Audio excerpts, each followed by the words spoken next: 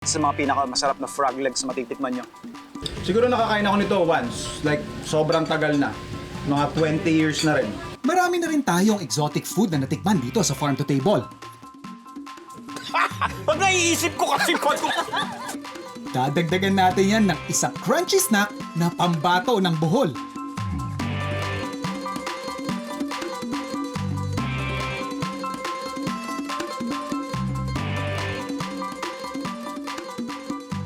Sir Elmer, paano nyo po naisip na gawing negosyo ang uod?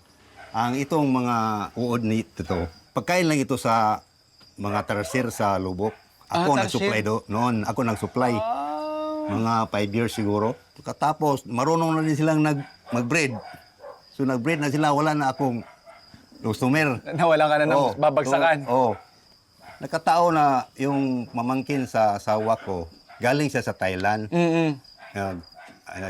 Tingnan mo ang alaga ko.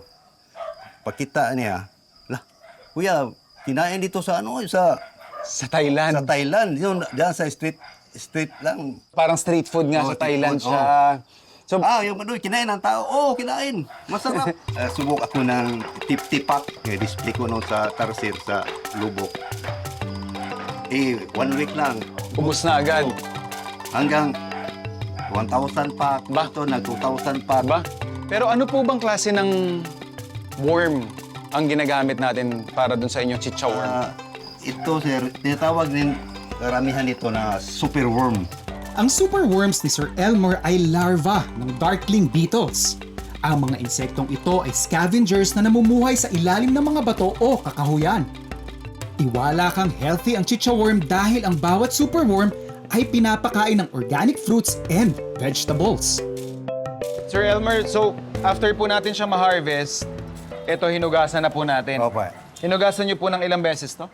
3 beses. 3 beses. Kumbaga in short, ipiprito lang natin siya. Prito. Okay.